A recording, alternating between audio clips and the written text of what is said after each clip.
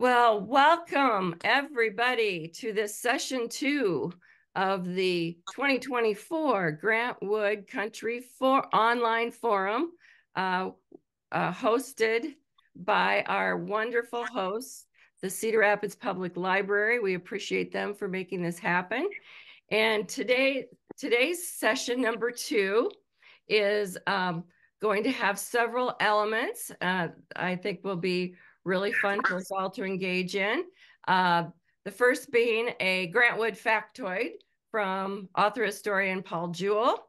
Second, we have a poem shared by Mark Armstrong related to this forum. Can't wait to hear that. Third, we'll have news, Grant Wood related news of the day from a writer producer, Joe Coffey. And then the featured presentation, Steve Hankin and the mysterious Mrs. Wood. Dun, dun, dun. So without further ado, we'd love to hear what you got for us, Paul. Sure.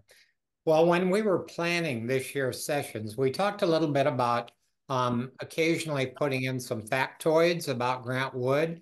Many of these you probably already know, some of you at least do, but I found them interesting. And so during the 10 weeks, I'll throw some out at you. The first is going to revolve around Grant's father, Merville Wood, and the fact that as a young man from a farm community, he attended college, which was highly unusual for young men, farming men definitely of that era.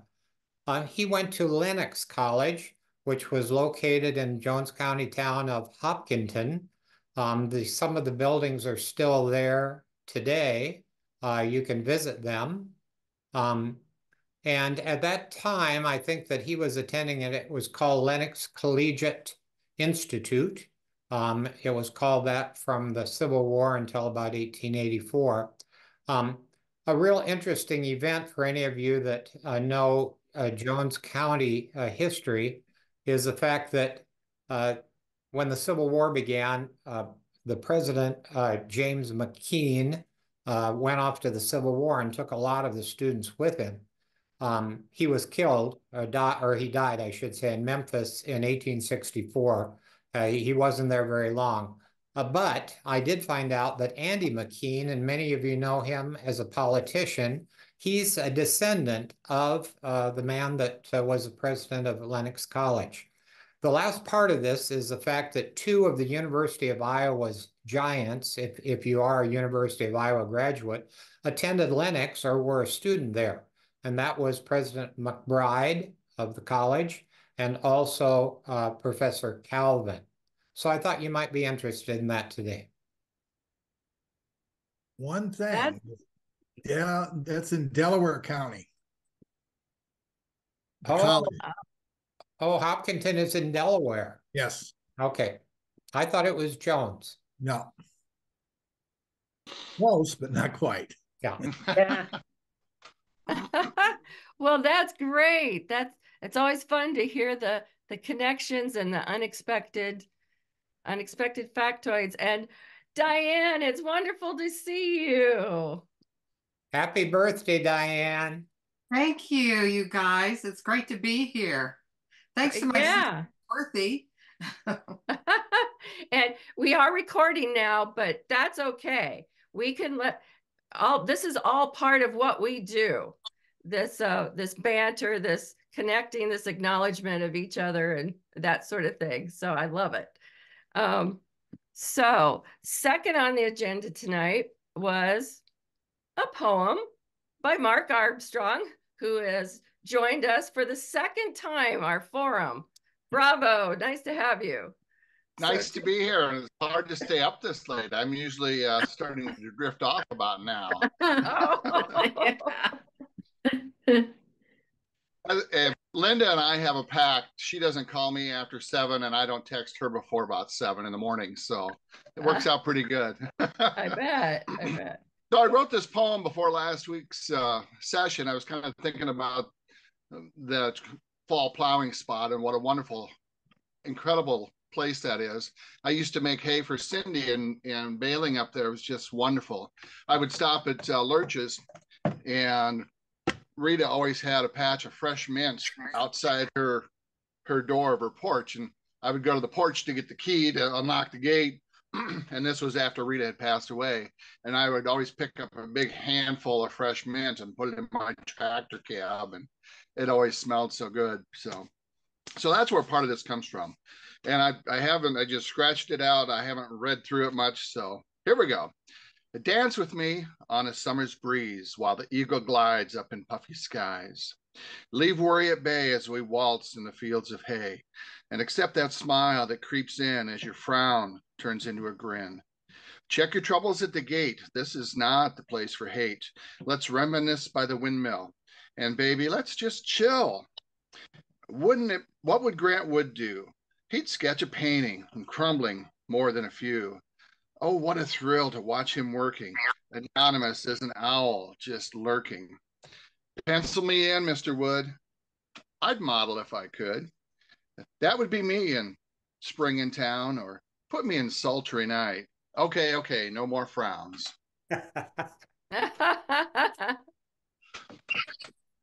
Thank you. Well, hang on to that. Because you'll have to send that over to me.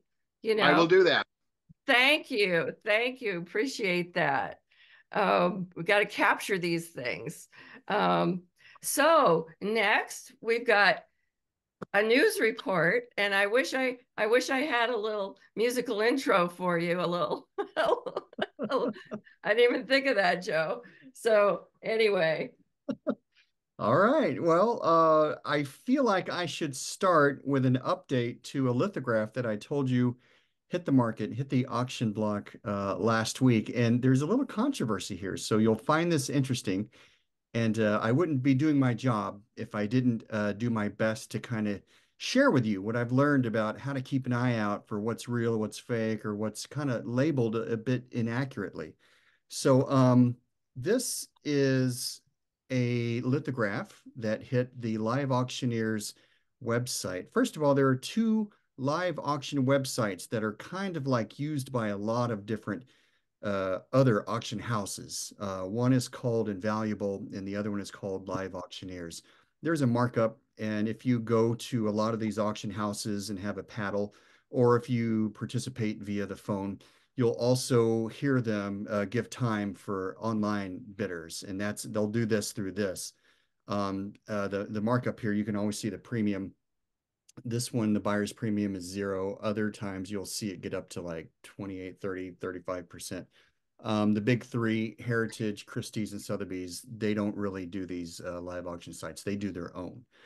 But so look at this. This sucker sold for $500, and something is not adding up, if you know what I'm saying. Like, these go for a lot, even in really bad condition. And I collect some in bad condition because I just like to have them. And if they're beat up or they have some foxing or folds and tears, whatever, I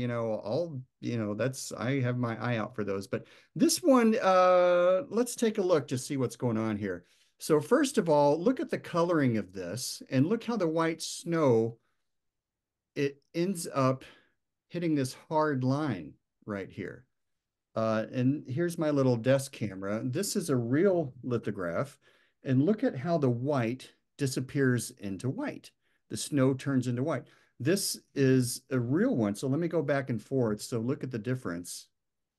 This almost looks like, oh, well, they're selling it with a matte, and it looks like Grant Wood signed the matte. So let's go to the description. It says nothing about a matte. It says lithograph. Okay, is that accurate? Signed in the lower margin, published by AAA.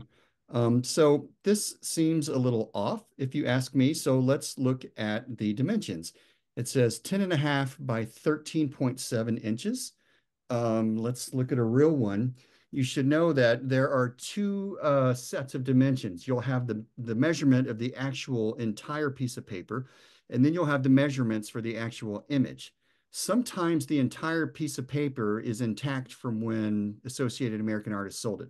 Other times it got chopped so it can fit inside a frame.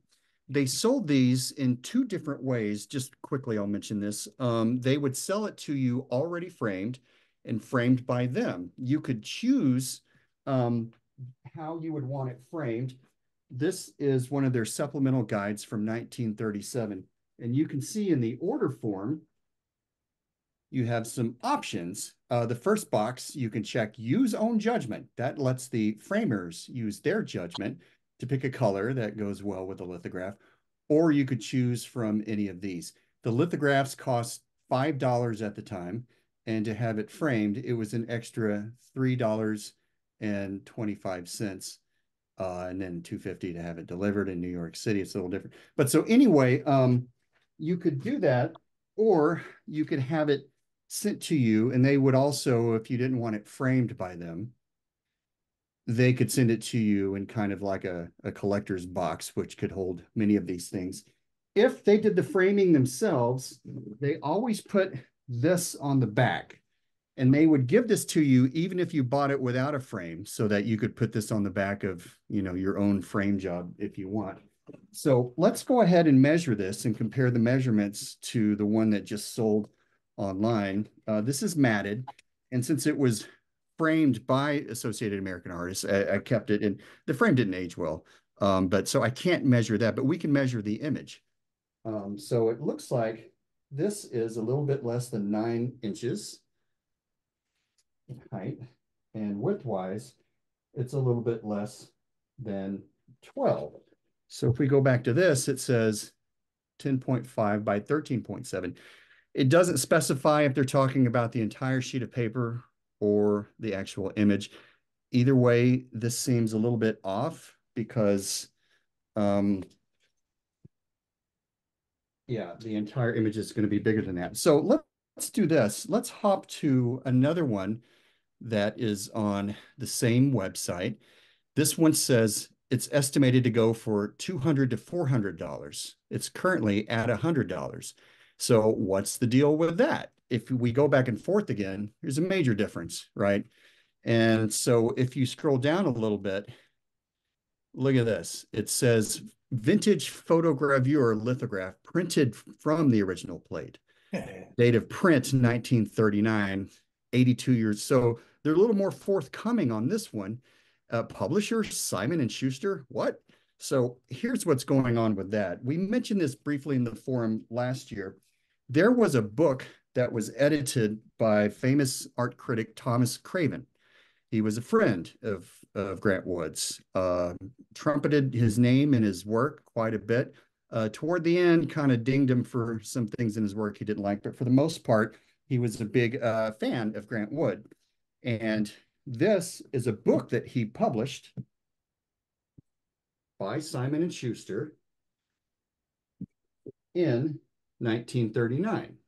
So what this is basically a way for Thomas Craven to share art with the world. There were many, many, many copies of this printed, and it basically is full of reproductions, photogravure reproductions of these famous lithographs. And if you go to the very back, you'll see lithographs by Grant Wood, including January. So he has January in here, honorary degree, tree planting group, Shiners Quartets, and seed time and harvest. So what happens is some people bought this book meant to just be enjoyed on the coffee table, and they cut it up and they're selling these things on eBay. They're framing them, and you know, you could sell them on Invaluable and Live Auctioneers too. And I guess if you're really honest and you describe exactly what it is, the year it was printed, even the publisher, you could say that's not dishonest. It says photogravure. So, you know, for $100 though, imagine if they sold just a handful from this book. They're going to make a lot of money. You can find this book on eBay right now. I've seen them go from $10 to 30 to 40, $50. So it's a neat find just to have, to take a little trip through time to see what Thomas Craven curated for the masses. But, you know, I think that comes into play quite a bit when you're looking for Grant Wood lithographs. So here is another one. And if you look closely at, let me go back and forth here, at the signature on the one that got printed by Craven, and then look at this one. The D crashes into the corner, D crashes into the corner. You can make a lot of these comparisons, and you can look at the measurements, and you can figure out which ones were from the Thomas Craven book and which ones weren't. So anyway, keep your eye out for that. If it is a real deal lithograph, the best way to know the dimensions is by looking for this book. This you can buy at the Cedar Rapids Museum of Art gift shop. I highly recommend getting it there. You could probably get it many different places. And it does a pretty good job explaining the dimensions, when it was released, when Grant Wood turned it in, submitted, released, you know, quite a bit about each one. I would say, you know, I think there's a missed opportunity in some of the information and criticism, the articles that accompany each lithograph. I would like a little more meat on the bone, but hey, you know, whatever, that's just me. It's still a pretty good resource, if for anything else, to get the best measurements possible. This you might see on Biblio or some of the other antique book and print selling sites sometimes. This was actually done by Associated American Artists, and it's really not that good because their dimensions aren't as accurate as the ones in this book. So anyway, there you have that. Just a couple of quick notes on some of the lithographs and what to look out for. Going back to the interwebs, Swan is a very reputable gallery. They have a copy of Wildflowers up in an auction. The starting bid is at $1,000. This is again, a well-respected auction house. And this is part of a neat auction that they have coming up called the Artists of the WPA, the Works Progress Administration. There's a Dorothea Lange photograph. You'll recognize that. This is kind of a fun auction just to scroll through to see the artists of the WPA and what else was out there, and to see some of these prices. It's really neat, and it's amazing to see which ones kind of got up there in price and which ones didn't. Some of this art you'll recognize being from Thomas Hart Benton. I think there's some John Stewart Curry in here. There's some Frank Kent in here. Here's a Grant Wood, July 15th. They're estimating this copy will go for $4,000 to $6,000. But yeah, they also have Wildflowers in this auction. So that's kind of cool, something to keep an eye on. That's Swan Auction Galleries. Here's something else I thought you would find is interesting. Artfile Magazine just put out an article a couple of days ago. No, actually, this came out last week. Famous Portrait Artists, the best portrait painting artists ever. It's got everyone in here you would expect could, would, and should be in here. And they also named Grant Wood.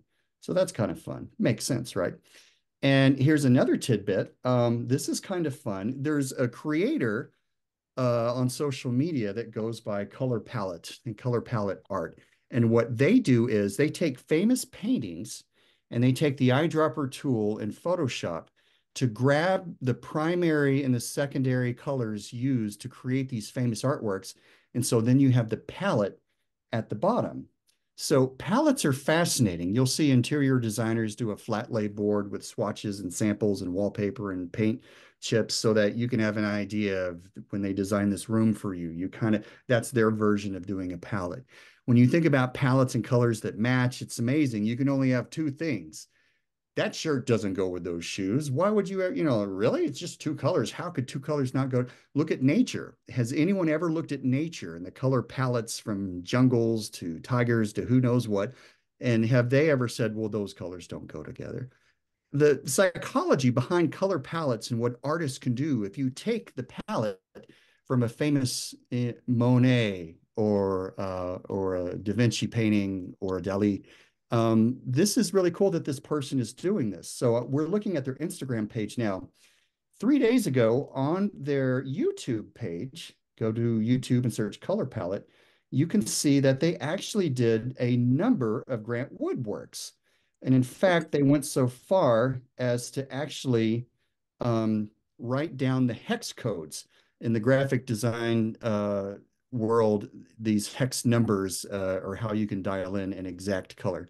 So yeah, here are the hex codes for the color palette Grant used for this. So if you want to, you could take that color palette and make your own art with it, design a room with it. I don't know, but it's just kind of fun to know you can grab the exact colors. Here's the color palette for Springtime in the Country. Here's the color palette for Parson Weems' Fable. There is Stone City, The Midnight Ride of Paul Revere. Arbor Day is in here. I think this one's delightful. When you get some of the old prints of this, they're so faded, it's hard to believe that, you know, these colors were this bright at one time. Here's Shrine Quartet. Now, even though this was a monotone thing, I think some of the artistry of lithographs were, how did they pull off this off-white versus that white versus this shade of gray and this deep gray and the contrast? If you look at a Frank Kent lithograph, for example, that Art Deco style, it's very hard, contrasty lights and darks. And so I think it's interesting, if you were going to do any lithographs by Grant Wood, I would have done February or January. But anyway, here's Shriner's Quartet. Here is the color painting of January. I think this is in the Cincinnati Art Museum. Someone correct me if I'm wrong. Here is the Appraisal. And of course, American Gothic. There you have it, the actual color palette for American Gothic. So anyway, just something fun I thought I would share. You can, again, search for this on YouTube. Just search for color palette, P-A-L-E-T-T-E. And there you have it. That's Grant Wood news and tidbits for the week.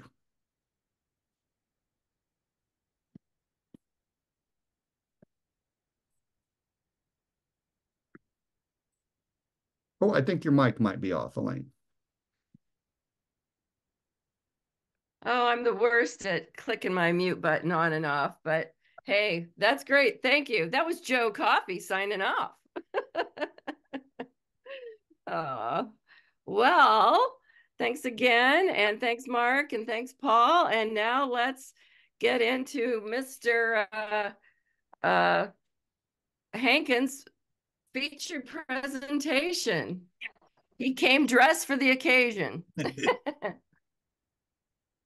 Okay, now.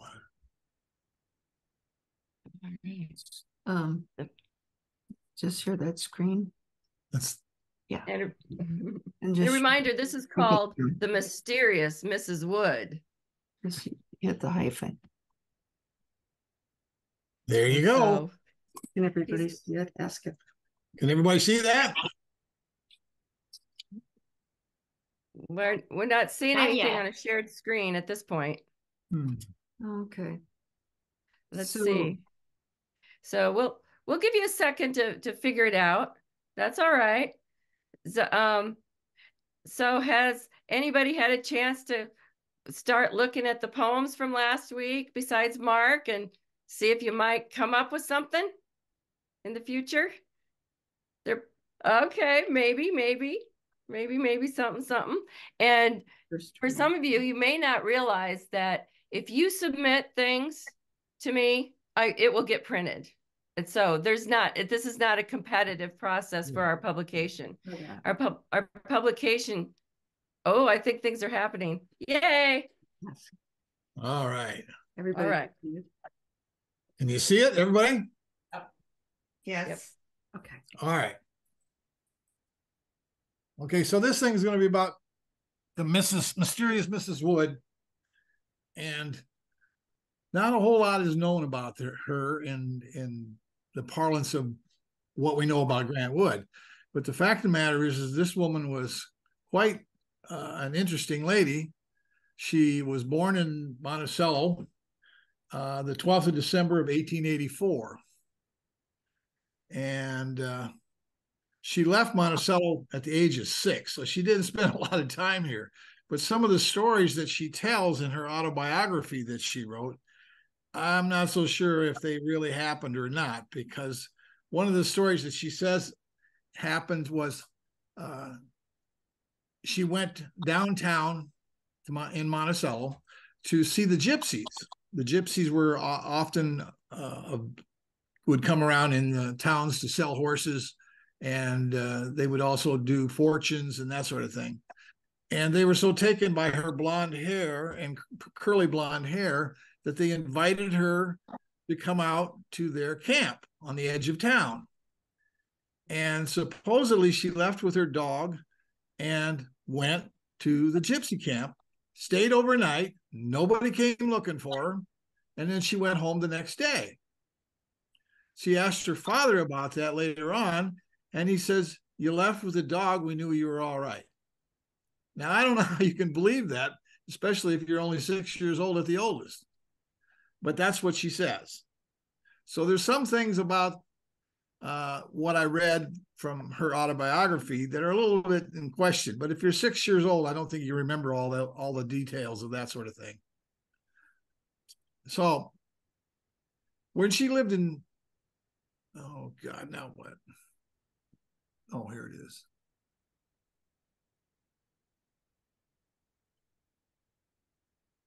When she lived in Monticello, when she was first born, she said that she went, this was the house that she lived in when she was first born. And they left that house and moved to another house where she grew up at. Well, I went looking for this house. I cannot find this house in Monticello. There's one that's very close to it, but this house I can't find. Now, whether it exists, I don't know.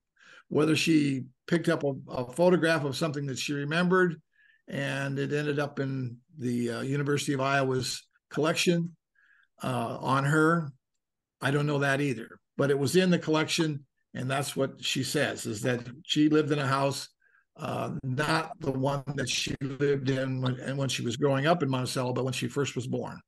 And so this is the house she says she lived in, but I can't prove that. So where did she live? This is the house that she lived in. And this house still exists. It was about 25 acres. It's in the Silk Stocking district of Monticello. And it's quite a house. They had house servants, and there was about 25 acres included with this house. They had their own horses, their own cow, that sort of thing. And they had plenty of servants. Her father was the second man to open up a creamery in Monticello. He was the second one in the state of Iowa to start a creamery, where John Stewart from Delaware County started the very first creamery. And he became well-known and famous and became the first dairy commissioner for the state of Iowa. An interesting sub-fact is that the person that made him the dairy commissioner, his private secretary was Sherman's son. And he was with Larrabee, who was the governor of the state of Iowa, for the entire term of Larrabee being governor in Iowa. So there were some connections there someplace along the line. And consequently, he became the dairy commissioner. But he ran the Diamond Creamery in Monticello, which was quite a large creamery. They sold butter in cans so that they were competing with the Danish. And the canned butter went on all the ships that didn't have refrigeration, and which was a big deal in the 1880s, 1890s when they started doing this. And I understand, I haven't proved it yet, but I understand that the Diamond Creamery sent butter to Panama when they were digging the Panama Canal. So you find these little factoids about places like Monticello in the darndest places, but that's what I understand to have happened. This is another question, and I went to the Anamosa courthouse to see if I could find a birth certificate for Sarah Sherman, and there is none that exists. Someplace along the line, she had someone put together this certificate of live birth. The interesting thing says that her mother was Sarah Lecrest, and that's not her mother's last name. So I don't know what the deal is with this, but apparently it is what is considered her birthday. This is a picture of Sarah when she got going in, well, initially she started off graduating from high school at the age of, when graduated from high school, the question was what to do with her, because most of the Shermans ended up going to college, but she was not one to want to go to college. She wasn't very good at math. The rest of it was fine. Her mother had taught her and her sisters how to read music, and she was a bit of an artist when it came to singing.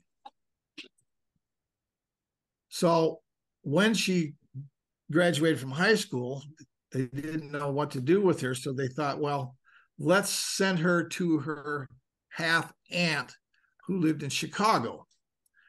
And she had been introduced to a lady in Chicago who taught voice, who had come out to Mount Vernon with the Chicago Symphony. And in Mount Vernon at Cornell, her mother had gone to Cornell until the Civil War. When the Civil War broke out, so many of the men had left for the Civil War that they shut the college down. So her mother didn't complete college at Cornell, but she was still associated with Cornell. And she knew about this festival, this music festival that happened at Cornell. And consequently, when this music festival happened, she took her daughter down to sing for this lady that came with the Chicago Symphony. And she was quite impressed with her. And so they decided that what they would do was they would send her to her aunt, half aunt, I guess, and she could stay there. And then she could take voice lessons with this Mrs. Wilson, who had been at Mount Vernon, or at Cornell anyway. Well, she went there for the first year. She was quite impressed. And she got introduced to the Chicago Presbyterian Church and became part of the choir, which was pretty interesting because she was not used to such a large church, and she got hired immediately. The people that hired her thought she's much too young, but they thought they needed somebody right away because the person that she was supposed to replace had broken their leg and they weren't going to be back for a while. So they tried her out and they discovered that she did have a very excellent voice. So they used her in the choir, and she kept in touch with Mrs. Wilson because she became her accompanist. And then she came back to Cedar Rapids, where her folks had moved to when she was 6. And when she came back, she had found some girlfriends, and they were down at a soda fountain in downtown Cedar Rapids. And while they were there, she noticed this guy that was looking at her. Well, she was not very adept at males and that sort of thing. Her mother had not instructed her anything about sex. And this guy kept after her, and she thought that she was in love with this guy and wanted to marry him. Well, her folks were against it, obviously. She was too young for him because he had graduated from dental school, and they just thought it was not a good idea. She was adamant, as she was most of the time. And so she said, I'm getting married to him. I don't care. And her older sister, not her oldest sister, but her next older sister, who was 2 years older than her, stood up for her. And her older brother also stood up for her and said, well, let's make the best of it. So she was married in Cedar Rapids at her parents' house. And that's when she discovered that night what marriage was all about, and was not very happy with the situation. As a matter of fact, she called him a sadist. She must have known what that was, because that's what he was, apparently. He kept after her for one thing and one thing only. He was not going to be a provider. He had no intention of providing for her. He expected to live off of her because her family was wealthy. Well, she did all she could to escape this guy, but she stayed married to him because she did not want to bring disreputation on her parents. And which goes without saying, they don't want to have a divorce in the family. You got this clash between the Victorian era and what comes after that. The other part of this problem is that her parents were quite old when she was born. She was the last in their family. And when she was born, her father was in his 60s and her mother was in her 40s. Her older sister, when she was born, was already married. So there's a lot of clashes going on here between the family. Well, as she escapes her husband, she goes to Chicago. And well, first she goes to New York to see if she can get a job there as a singer. And this Mrs. Wilson had given her some insights into what she should do or where she should go. And she found herself a job and ended up in this production of Robin Hood. Now, the guy that was in charge of this had a whole slug of stars in his catalog of people that were working for him. And she became one of his players, and they had a hit on Hollywood, or not Hollywood, but they had a hit on Broadway with Robin Hood. And then they went on the road, so she became a trooper. So she went to New Orleans, and from New Orleans, they went to Texas, from Texas to Oklahoma, and they were in Omaha, and they were in Mason City, and they were in Cedar Rapids, and they were in Des Moines, and eventually they ended up in Cedar Rapids. Well, her father went to see his daughter in this production of Robin Hood. And so some reporter asked him what he thought. Well, he says she can sing like her mother, but she says she was wearing tights. And my God, all those people in the audience could see her in those tights. And that just didn't sit very well with him. And so the family was definitely not interested in her being in the theater. So they were doing everything they could to try to talk her out of the business of being in the theater. But she was pretty headstrong about that sort of thing. And although her husband kept running into her and creating scenes, and then she would come back to Chicago, or she'd go back to Cedar Rapids, or she would go someplace and he would follow her. And he would come up, show up again and again and again and again. Well, eventually, because she was married, she got pregnant. And she had a son, which was creating another problem for her because her husband didn't have anything to do with the son either. So consequently, that became a problem. And when she became pregnant, she stayed at home and took care of the child, or took care of herself until she had her child. And when she had her child, she told the neighbor that she was going to the hospital to have this baby. And her neighbor says, "You sure you don't want me to go along?" And she says, "No, I'll be fine. I'll take care of it." And she went and got a taxi and went to the hospital. And 36 hours later, she had this son. Well, 6 days later, she comes back home. She had set up her house for the baby. Her husband had come in and just tore the place up. He was upset she wasn't around, and she didn't show up for 6 days. He was that kind of a jealous husband, even though he didn't care about her. So when she gets home, she puts the baby down and goes to bed and tries to make the best of the situation. She wakes up and hears the baby cry. So she gets up to go feed the baby. And when she gets out of bed, she faints. She doesn't know how long she was out. And she asks her husband to get the baby and bring him to her. And she says, "You wanted the damn baby, you figure out how to get her." And he didn't even help her bring the baby to her. So she got up and fed the baby.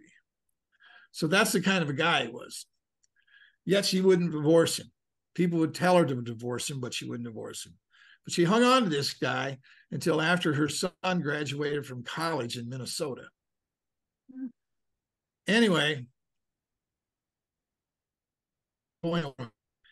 getting jobs in different places. She was in Chicago on several occasions doing different things, one of which she involved with the theater, the movie theaters in Chicago back in the early days when the talkies were just coming in. And the talkies were talkies, but there was no background music to the film. So the popular theaters in Chicago had 5-member orchestras. And so they had orchestras that would play the background to the film. And so she ended up running one of these, and she ended up directing the orchestra when the orchestra leader wouldn't show up because he was drunk or doing dope of some sort. So she says, I was on my feet all the time, which did not help her health. So eventually she had to get out of that and she ended up in the hospital. She did have a farm in Michigan. And when she went to Michigan, she had interesting neighbors. She bought this 25 acres and it had a cabin on it that was built in 1837. And it was quite a good sized cabin. And the plaster was coming off the walls, and she tore off all the plaster and coughed up all the plaster dust for 3 or 4 days, and finally went to town and found somebody somebody that would do masonry that would come in and do the plastering for her. So she got her house plastered. But she found out that her neighbors could tell her lots of things that were going on with her farm that she didn't know about. Because when she first bought the farm, she wasn't going to live there. She was just going to find somebody to tend the farm, and she was going to raise chickens. So she found a guy that would work for the Pullman Company, and he lost one eye, and he wanted to get back to farming. And he was a Swede, and his wife was with him, and she hired them to tend her farm while she was doing other things. And the story has it that she did not check on them as to whether they were honest or not, and assumed that they were, and found out quite differently. They had agreed that she would pay for their household expenses, and they would get a portion of the yield from the chickens, and there was 5 acres asparagus patch on the place, and they could get a portion of that and any of the fruit that was out there, because a lot of this ground was raised, they had raised fruit on it.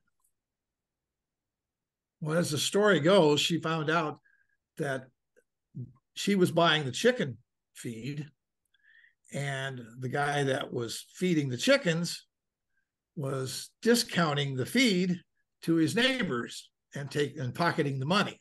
So she was buying feed all the time. She couldn't figure out where the feed was all going until she talked to one of her neighbors who told her that's what was going on. And then she discovered that they had a dugout on the end of the one pasture where they were storing eggs. They were also stealing eggs and selling them on the side. So she got rid of them. And so she came out there with her son. And so her son and herself ran this little farmstead. And meanwhile, she found a job in Michigan City, Indiana, being a choir director for about 3 different churches. And that went on for some time. And then she also was doing voice lessons for people that wanted to learn how to sing. So she had a job, and then she had a farmstead to run, and then she had a house to keep up and a child to raise, all being done at the same time by the same person. So this lady was quite good at making a living on her own. She didn't need a man. She didn't need to be married. She didn't need anything. She was well acquainted with how to run her own affairs. Well,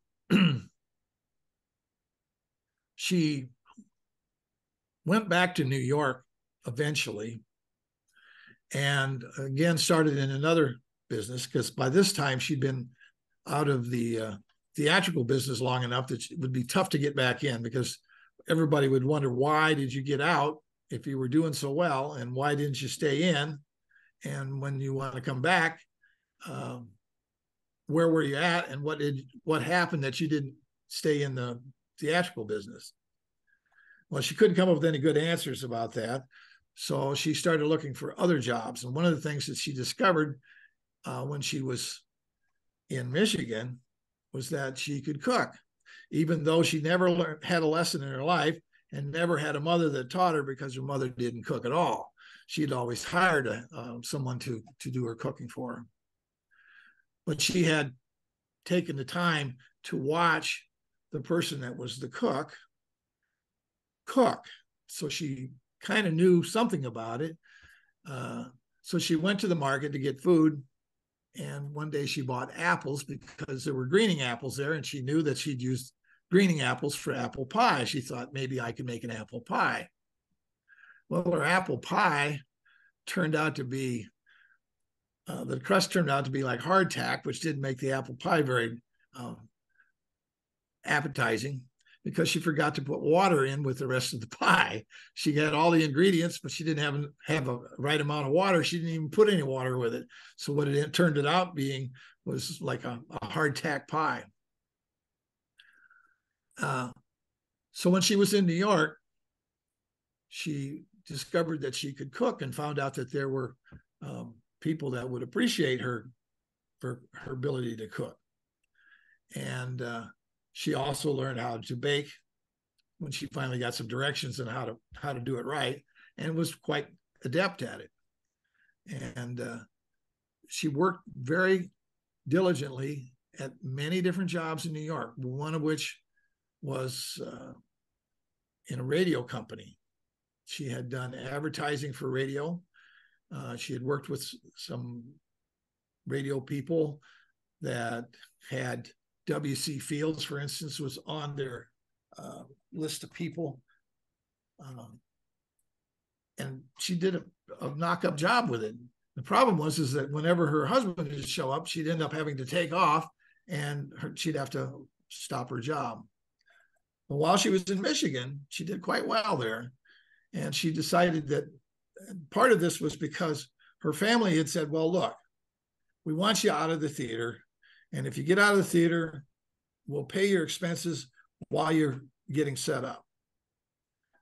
So she thought about it a while, and she decided to take them up on it. And when she took them up on it, they didn't fulfill their obligation. She started to get out of the theater business, and she started to get into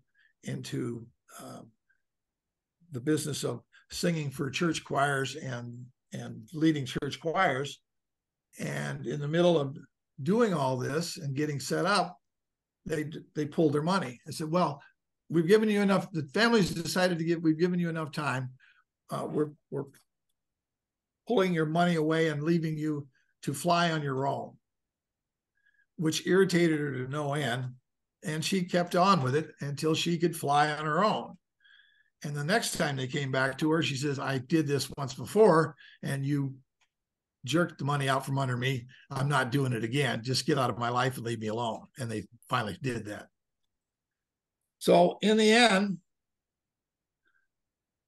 another time that she had a surgery that was quite difficult, and her husband was around, she had decided to go back to Cedar Rapids to visit her sister, because she needed to recuperate, for one thing, and two, she needed to get away from her husband. So she went off to her sister, a younger sister, her next oldest sister, who was 2 years older than her, that had married a druggist in Cedar Rapids. And she too was in the business of music. And so while she was there, someone said to her, well, why don't you look for a job at the University of Iowa? The music department there needs someone that can teach music. And so she says, well, that's not possible because I don't have a college degree. Oh, but Grant Wood doesn't either. And he's teaching. Why can't you do the same thing? Why don't you go talk to Grant Wood? Well, she didn't know anything about art, just about the same as Grant Wood didn't know anything about music. And eventually they were going to meet because she spent about a month with her sister. And in that process, she ended up meeting Grant Wood's poet friend, and he invited her out to his house in Waubee. And that's where they met.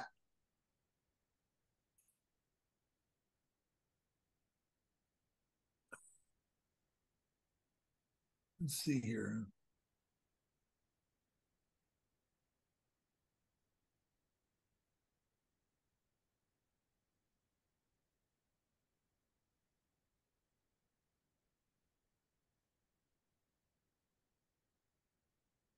Dear, I need some help. Just a second. We got a technical difficulty here. What happened? I don't know. I can't get the thing to move. Boy, you sure know how to time it. Just when things were really heating up there, Steve. You left us with a cliffhanger. Oh, the next picture.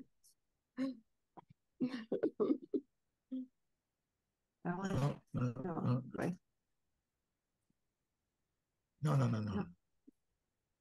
That picture.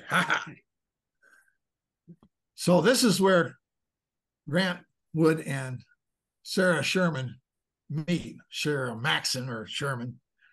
And a couple of things I want to point out to you. One is, if you notice the pantsuit that she's wearing, she was catching all kind of crap about the kind of clothes that she was wearing because she was from New York and Chicago, and she was on top of the fashion business here. And this is 1935, and they're still not out of Victorian era here, apparently. Well, you might notice that Grant Wood has got these really nice long sleeve white shirts on, and he's wearing really nice suit pants. And if you look down at his shoes, you see he's got two-tone shoes. This is a man that never wore anything fancy in his life. And so she has been instrumental in getting him dressed. And they don't know what to make of him. He's just completely different from what they expected from him in Cedar Rapids. He's just like off the charts, you know. She started having him buy better glasses and things like this. The two really hit it off well. Now, I'm not sure when this was taken, but I'm assuming it's after they went on their little trip. He had just finished painting. Well, he was still painting Thrashers, Dinner with Thrashers. And the painting before that, he had just sold. And he was happy about that. And so they decided that they should go out and celebrate together because they had found out that they really kind of liked each other, not necessarily because he liked music and not necessarily because she liked art, because they didn't have anything in common in that area, but they both were professional artists and they somehow clicked in that direction, even though they had probably had more in common in terms of the way they grew up as kids than anything.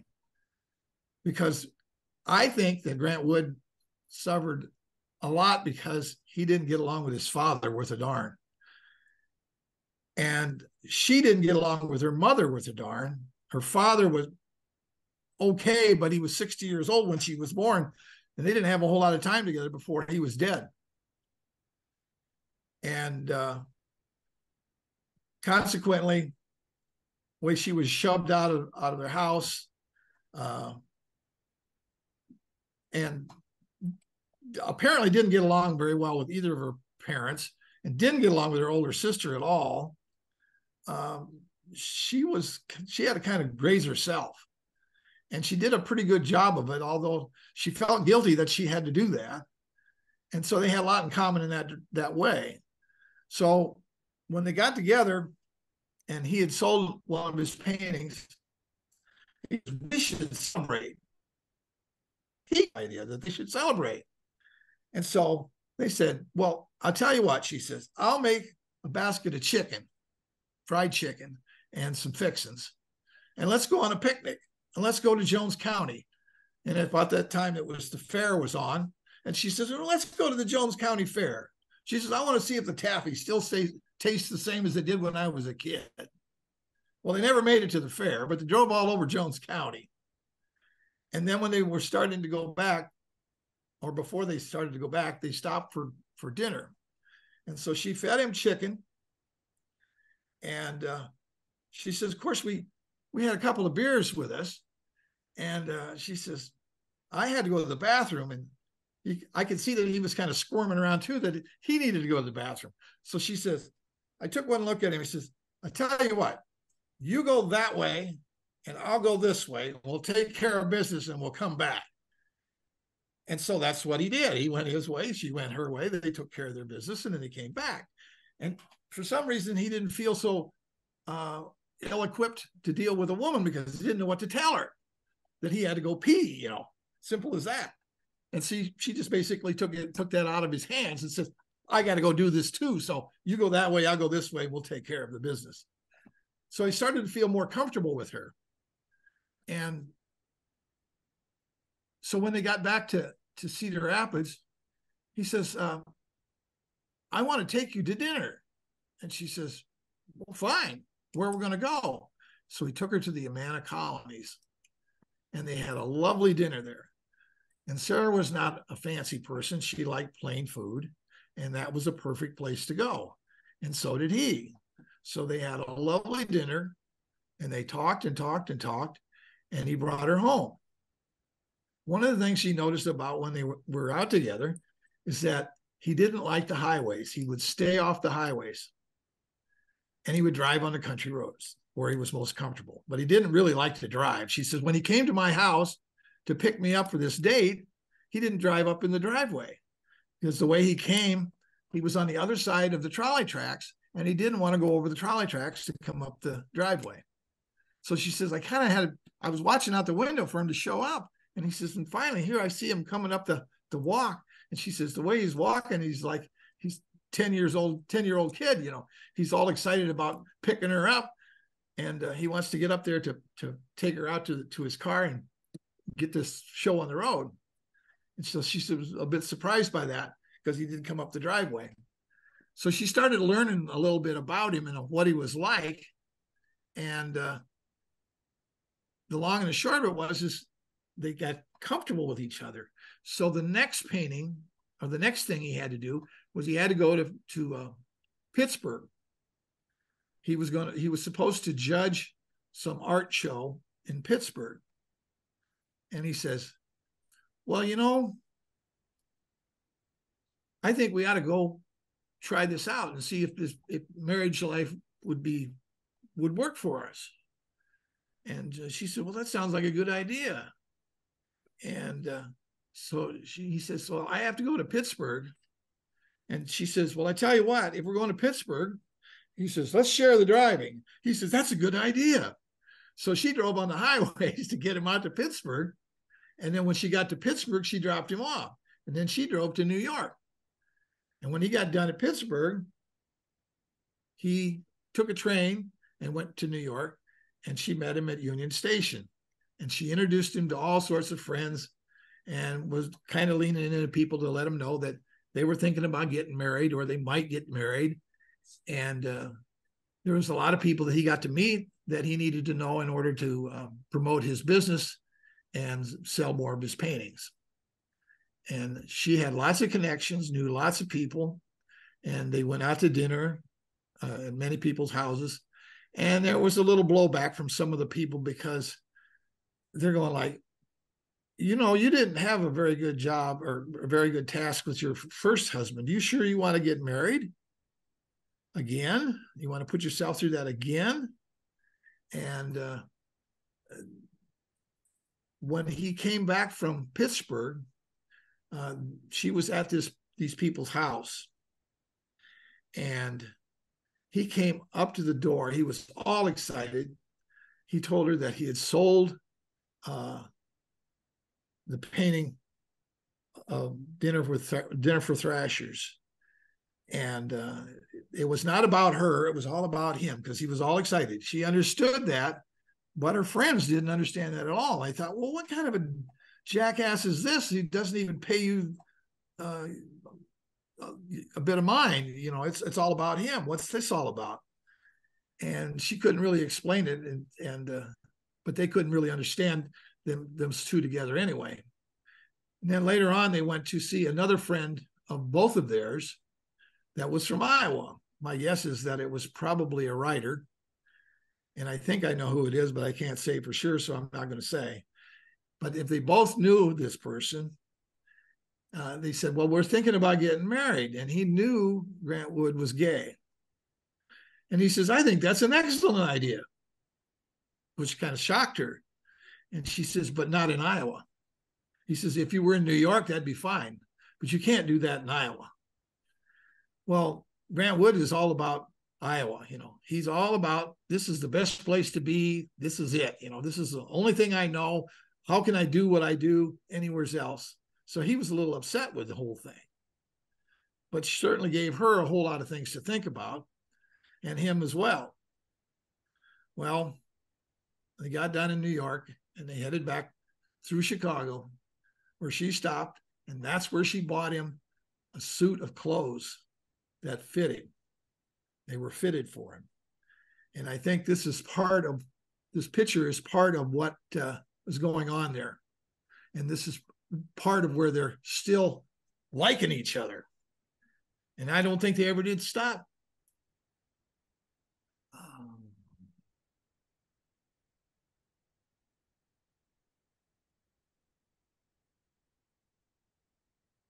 So they planned another little short vacation. They were living, I guess they were living above 5 Turner Alley.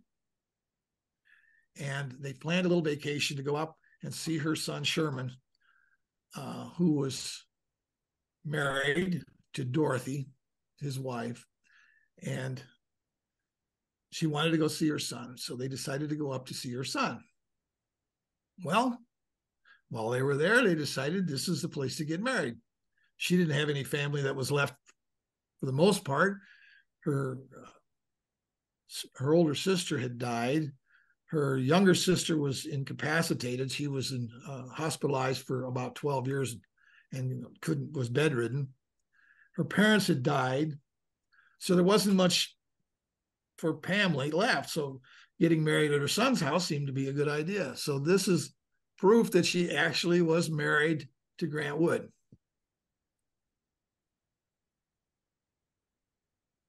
Now, this has to be a picture taken probably when they lived in the house in Iowa City.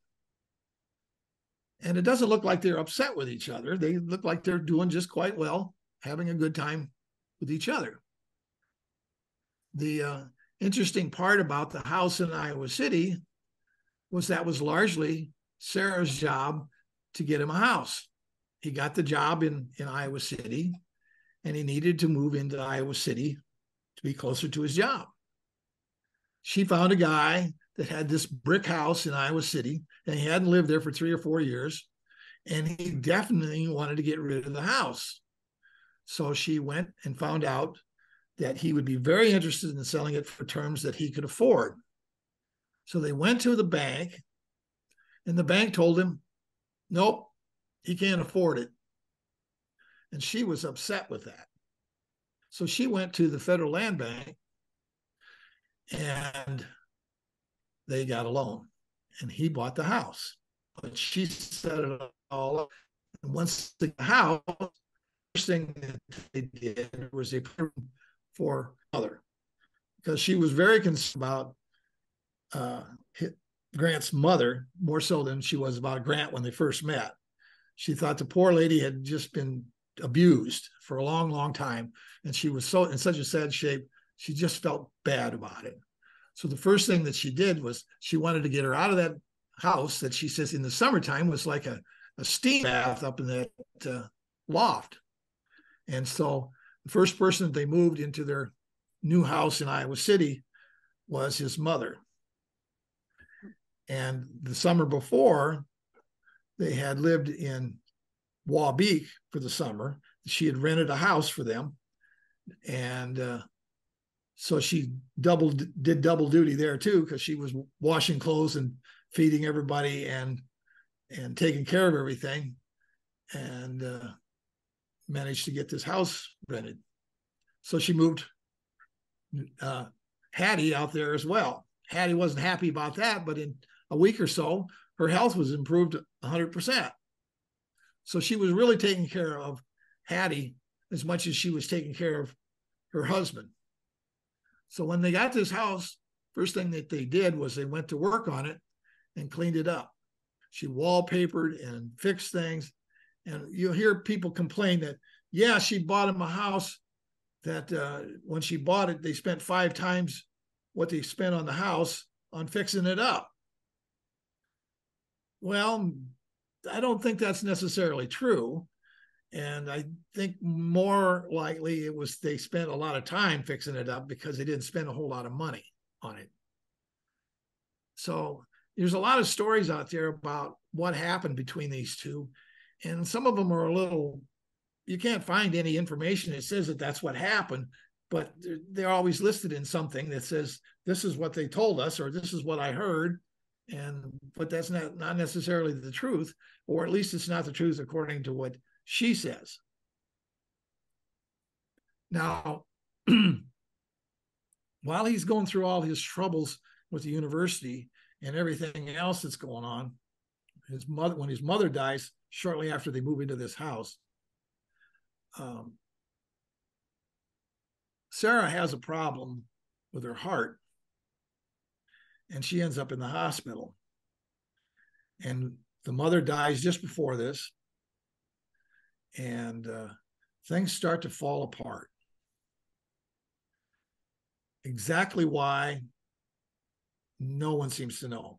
There's all kinds of excuses, and there are things that Grant Wood would say is that I couldn't afford her. She could spend money faster than I could make it. Well, according to Sarah, she had saved him money. He had 3 different life insurance policies at one point, and she looked at his finances and was just appalled by how poorly he did with his books. And she found these 3 life insurance policies. So that's where she started. She went and got a hold of somebody in the insurance business that had been in Stone City in the art colony, and asked him what she could do about it. And he says, we can combine these or we can reduce them. And she says, that's a good idea. And she says, well, while you're at it, she says, take my name off those insurance policies. I don't want to be on those insurance policies. Put Nan on them and put his mother on them. So she wasn't even included in his life insurance when they were married, because she took her name off of it apparently, or didn't have it put on. And she did a lot to help him out with that sort of thing, knew how to do things. And Grant Wood had no clue how to handle money at all, apparently. Well, anyway, she went to the hospital, and she was and the doctor had that she could probably go home in the next day or two. And she got a note from Grant that said, we are going, at this time, her son and daughter-in-law and their daughter Sally were living in the house. And Grant sent her a note that said they were all going on vacation and not to come home, and that they'd arranged for her. And of course, she knew that the doctor that she'd go home the next day. So she nurse, and her nurse gave her a ride in her own car and took her back to her house. Her housekeeper was still there. So when they came in the house, she was happy to see her. And she asked her about what was going on. And she said, well, they're on vacation. And she says, and then I opened his closet and all of his clothes were gone. All of his clothes were gone. So she says, I knew something was up. And apparently, with the loss of his mother and the fact that she had a heart attack or some heart problem, I think he kind of fell back into his old ways, and he had to just make it go away.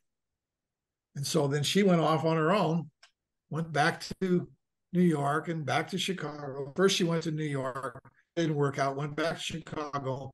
She found a company and was doing okay, and then decided that she'd had enough of that and decided to move to the West Coast, where she knew no one, and got a job as a housekeeper, and kind of became a girl Friday to this lady. And she says she was a very lonely lady. And she says, but when I got in the car, when we got to California, she said, the lady got in the car, and she says, I had to stop and think. I had to get into the front seat. I couldn't sit in the back because I was the help now. I wasn't somebody that was just a friend of hers. So, and her daughter was with her. So her daughter was giving her the eyeball. She wanted to check her out.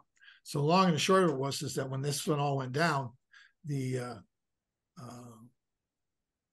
daughter was keeping an eye on her. So she says, I had to learn to come in the back door and not the front door, that sort of thing. But in the end, the lady who she was cooking for said, if you don't mind, would you come out and eat with me? Because once the daughter was gone, then she became a little more open. And so they became better friends.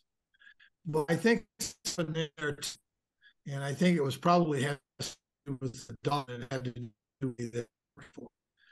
And that's where the stories come in that she liked her cocktails too much. Well, I won't say that Sarah was a teetotaler, because she wasn't. She did like to drink. And she also liked to play around. She doesn't say specifically what she's up to, but I can tell you that's what's going on. And in the long run, she ends up in Orcas Islands in Washington State. And there's a kind of an artist community there. And they get hired. She gets hired to do some job with music at this art colony. And shortly after that, there is a blow up between her and the person in charge, and she just up and quits. She likes the community, and she's got a cabin there, and she's paying, I understand from what I saw in the collection that's at the State Historical Society, receipts for $50. I'm thinking her rent costs her $50 a month. So she decided that this is not a bad place. I'll stay here. And so she retires there. But I think there was some other health problems. I think she fell, broke her hip once. And so she couldn't work at anything. She couldn't cook. She couldn't do anything like that.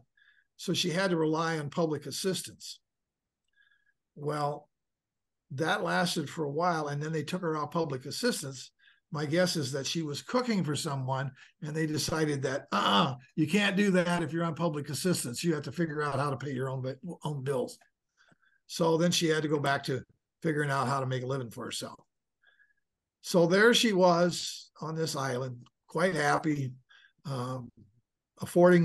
she had enough money to afford where she was living, and she could cook and clean for herself, and live to the ripe old age of 95, I think. And she had covered all of her expenses for burial and all that. Her cost of her cremation was $10, which I thought was really a heck of a deal for what you'd have to pay for it today. So this is Sarah in her house or in her cabin on this island off of Seattle. She looks quite comfortable for a grande dame. I'm assuming this is her house earlier, and I'm thinking that the chair on the left here is where that easy chair is sitting from the previous photograph. So she looked like she did a pretty good job of keeping house. Dave, we can't see that picture. Yeah, we can't. We're looking at them in Waubee, it looks like, or in Iowa City. Okay, hang on. It's changed here. I don't know why I didn't change there.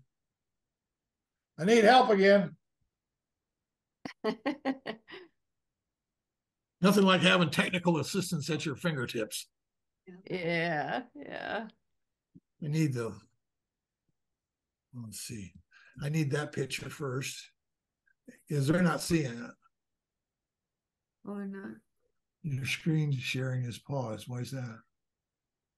I don't know. Okay, just stop the share. Stop the share. Okay, reshare it. We'll try it again there. Might have just let go. Double click on that. Double click. How's that? There we go. Okay. That's her in her cabin later in life. She looks quite comfortable in her old age. Okay. Oh, wrong way. Can you see that? I think that's her dining room. And I think is in the corner where this window is. I don't know who that painting is of. My assumption is it might be her mother. I don't know. I got several pictures of her outside. This is a picture when she was 83.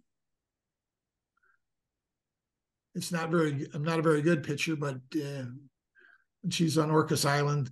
They're talking about her, and nobody knows that she's anything of importance in terms of Grant Wood or anything like that.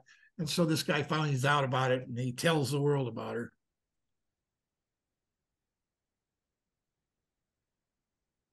And I think this is outside. This is later in life, but she's still doing well. That's another picture of her, probably about the same time. And I think this is the last picture. It's not a very good picture because, well, I cut off the top of her head. I think this gal that's with her is either her landlord or maybe it's somebody that's been kind of keeping an eye on her. And finally, when she passes on, she has her ashes sent back to Monticello, and she has them buried in her father's plot. And this is his grave. And as you can see, Sarah M. is on the very bottom, 1884 to 1979. And that's the story of the mysterious Mrs. Wood.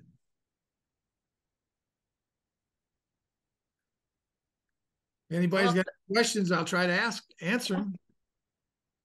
I know I jumped around a bunch, but she does. So did she. Steve, who is she buried with again? Who is Henry to her? Excuse me? Who is she buried with? Who is the Henry David Sherman? That's her father. That's her father. That's what I thought you said. Okay. Yeah. And then Sarah Sechrist is her mother. And then their daughter Minnie was a child that was born to them very first. And then there were two other daughters and a son. The son is buried in Minnesota. One of the daughters is buried with them. And the other daughter, I don't know where she's buried. She was an Averill. She was married to an Averill. And he's quite a character too. They had one heck of a big old house. There's one of their houses in Cedar Rapids that they preserved. They moved it, and it's on the National Register of Historic Places. But they had a really big house on the south end of Cedar Rapids on the other side of Highway 30. And they've taken it down now and put another house up. But that house was amazing. It was like a Swiss chalet, and it had a mechanical pipe organ in it at one time. So you could actually hit a button and the pipe organ would play like a roll top or a piano rolls, like those kind of piano roll things. Hey, we got a question here. Is Yeah. that headstone at Oakwood Cemetery? Yes, it is. Okay. If you go into Oakwood Cemetery in the first gate coming out of Monticello and go all the way to the top of the hill, it dead ends on the top of the hill. When you get to the last end of that end of that concrete and you get out of the car, it's right there, right to the left of you as you get out of the car door. Now, Steve, I don't know if it was my signal or yours, but when you were talking about the trip that Grant and Sarah's son and wife and daughter took while she was in the hospital, I missed that. She doesn't say where that ends up. She tried to sell that manuscript, I'm sure, but I'm sure it was not complete enough for them to anybody to want to buy it. And it was probably such a late date when she needed money that she wrote this, that nobody really wanted it. And, and it's not complete enough for most people.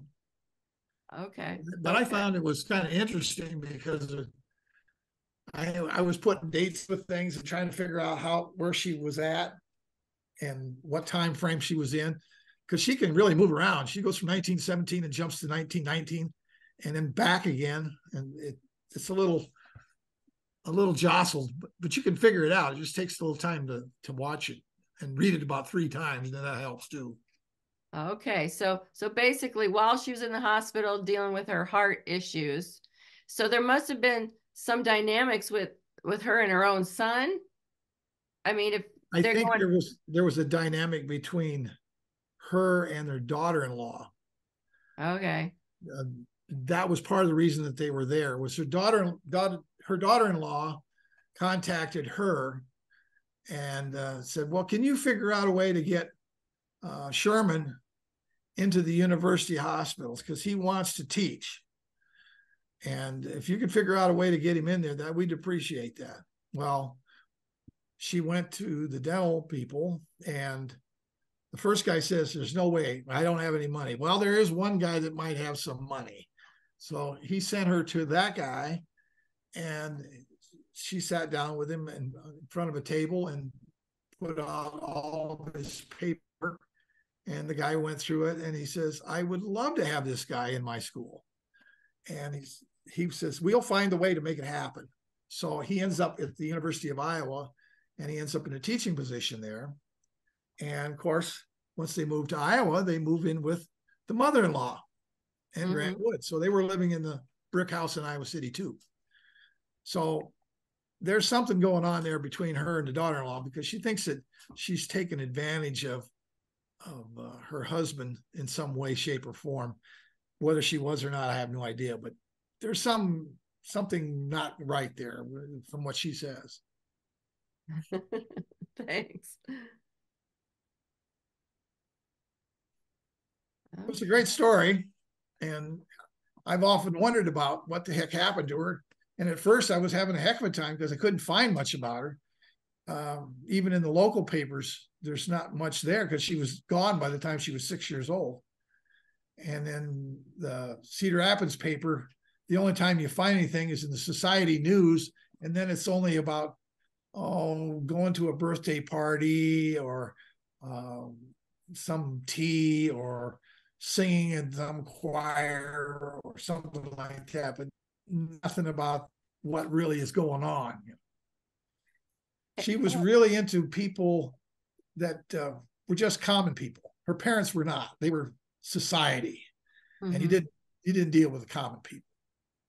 Hey, Debbie has a question. She says, in her book manuscript, does she mention Nan beyond that deal with the loan or the life insurance? Yeah. There's not a whole lot about Nan in there. She references her, that she's around, because she says Nan was living in Cedar Rapids and Nan would come and see us. but that's about it. There's not a whole lot about Nan in that, other than that insurance thing and the fact that she was living in Cedar Rapids and they did see each other occasionally.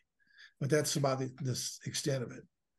Most of the book is about her and all of her adventures before she meets Grant Wood. The Grant Wood thing is only probably the last 30 pages for the most part. But just a little extra on that, I've been doing some other research on people who posed for Grant Wood, and Sarah's son, Dr. Arthur Sherman Maxson, he posed in one of the Main Street as the radical in the illustrations Grant Wood did for Sinclair Lewis's Main Street. But what I found of interest was in 1945, he and Dorothy moved to Walla Walla, Washington. So I'm pretty sure that that was in the back of Sarah's mind when she chose a job that would take her to Washington to live out the rest of her life. But her son, who was a practicing dentist there, died in 1954. Right. So he died very young, probably in his 40s. I don't know exactly what year he was born. Dorothy lived on and remarried a couple of times and lived on to 2005. Yeah. Just a little extra there on that. Yeah, I looked them all up and I straightened out some of the stuff on Find a Grave. And her sister, the one that was it Penelope or something like that? Anyway, the next oldest sister was 2 years older than her. She's buried at Oakwood too, but there's no marker for her, and they didn't put it on the headstone. But her husband's buried in Florida. And that was the guy that was it? No. Her husband's buried in Cedar Rapids at the old cemetery there, but she's buried with her parents. I don't know why that is either. We're just wanting to clarify, to repeat for which one was it was Sarah's son who posed, modeled for as the radical on Main Street for Sinclair. Yes. Yeah. Okay. That's the guy with the mustache, if I remember right. And let's see. And we're asking, where did you, is her book, is that manuscript published? No, it's not published. Ah.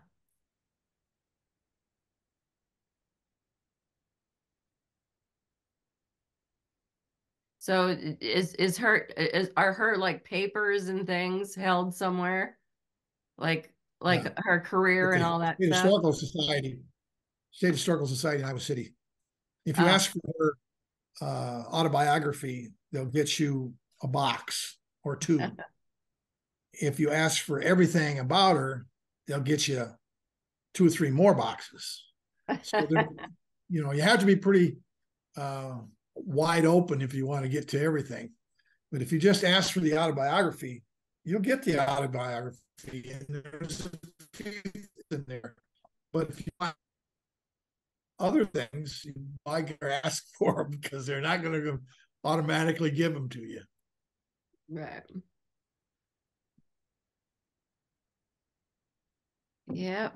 It's not always easy being a historian, is it? Well, it's a challenge, is what it is. It's not a straight line. No. I mean, in spite of the digital age, not everything's readily available on your laptop. Ain't that the Hey, truth? Steve, if you stop sharing your screen for a second, I'll share mine. I've got a picture of the radical ready to share here. Okay, let's see.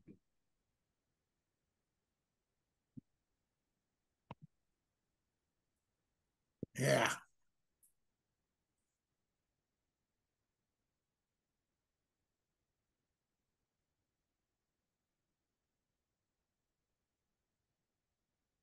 I screwed something up. Yeah, there we go.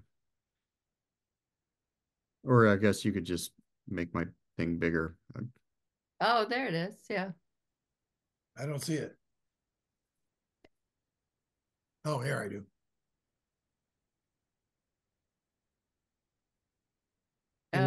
Joe, you could show the perfectionist too, because that was Dorothy, his wife.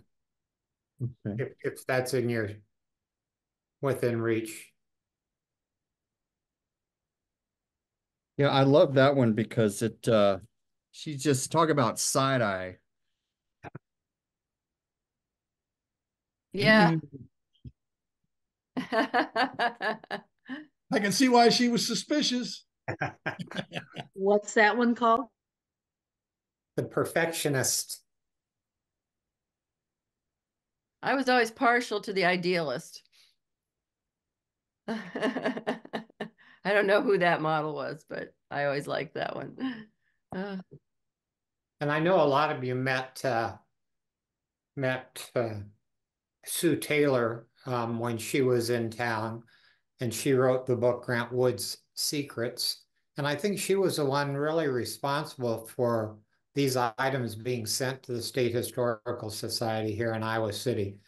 She went out to Washington and interviewed a woman that had kept a basket full of Sarah's things. And the woman was wondering what she should do with them. And Sue suggested that they be sent to the State Historical Society. And I think it was a good choice. You know, there are several institutions that are vying for anything Grant Wood, and it's an important resource for State Historical Society here in Iowa City. And that's where Steve found most all of this. And excellent job, Steve. I enjoyed it. Yeah, for sure. Yeah, that's great. And it's interesting. It doesn't surprise me that Sue Taylor, based on just her book, how thorough it was, that there would be trips all over the country and how nice that she would know to suggest what to do with it. So that's great. Yeah. So well, my goodness, that we accomplished our anticipated tasks today, to make yet another great encounter. Anybody have some questions or any more thoughts? Well, the one last thing I want to leave people with is the fact that you can't always believe everybody and what they say about people that you don't know anything about. And that's, you know, I have to take her for what she says about herself. She did do what she thought was right, and she didn't try to take advantage of anybody. That part of her was always part of her, I think. And to just automatically believe when somebody says, "Oh, she sang like a, you know, she seems like she was a survivor." You have to wonder where they come from. Excuse me? Debbie was saying she sure sounded like a survivor. Yeah. That's for sure. She was a survivor. She put up with all kinds of stuff and made it work. She was also friendly with all kinds of people that nobody knows anything about. One of her people in Michigan was Carl Sandburg. He was a neighbor of hers, of all things. That's neat. Wow. That's really neat. Yeah, it also mentioned in the memoir that she gave, and maybe you'll remember this, Steve, she gave singing lessons to one of Frank Lloyd Wright's daughters that married Baxter, who was the mother of Anne Baxter, the actress. So other connections there too. Jerome Kern was also mentioned in the memoir, which is Jerome Kern got her first job for her. Right, a recognizable name to most of us too. That's nifty. Yeah, yeah. And she was a grand champion partier, but she was a grand champion elbow rubber, I'll tell you what. She knew everybody at some point. She knew all of the Jewish movie movie house owners in Chicago when talkies first came on. She was running one of the talkie houses. She was the only non-Jew in Chicago that was doing that, of all things, because they trusted her. Aha. Oh my goodness. Well, and I think however they all met each other, there were things that went down in Wabeek, and we've kind of talked about those encounters in previous sessions too. So there's some names that had traveled through from New York and everything out there. Wasn't that, am I remembering that right? I can't remember who everyone was, but there's one guy that I recognize the name, but I can't find it right now, that came out there that was a friend of her sister's. And when she happened to be there when he was there and her sister invited him out, he was fascinated by Wabeek. So they took him out there and showed him around. So, but I can't remember what the guy's name was right off the top of my head. Oh my goodness. Well, before I forget, next week we gotta look forward to making connections related to Marvin Cohn and Conger Metcalf with Dorothy, Bunny Montgomery, and Barbara Feller. We'll be looking forward to that next week. That'll be awesome. And then there'll be more new news from Joe, and maybe some tidbits from Paul, and we can always squeeze in poems if anybody's interested in sharing, so we don't have to wait for those to be on the official schedule. We can flex a little bit. And so unless anybody else has something else that popped into their head, we might go ahead and sign off for the second session, which again, interesting, wonderful stuff. So thank you. I want to thank my friend Kay Larson from New York, who signed in. Oh, working on stuff. Hi, Steve. It was great talk. I really enjoyed it. And I think you know a lot about her, and you got a lot of her qualities of warmth and generosity and so on in what you said. So I was glad to hear all about it. Yeah. Well, great. Well, welcome. It's great Kay's to have. looking for her relatives and things about her father, who was from good old Fairview. Oh, sure. Yeah, that's not going to be a terribly long list. Fairview's pretty tiny. Oh gosh. Does anybody have anything else popping into their head? Oh, here, Christopher Morley, who was the editor of the Saturday Review. That's the guy I was trying to think of. Thank you, Barbara. There we go. We connected that dot. Oh, goodness. Well, stay warm and safe, everybody, until next week. And it's a pleasure doing art history, culture, and wintertime with you all.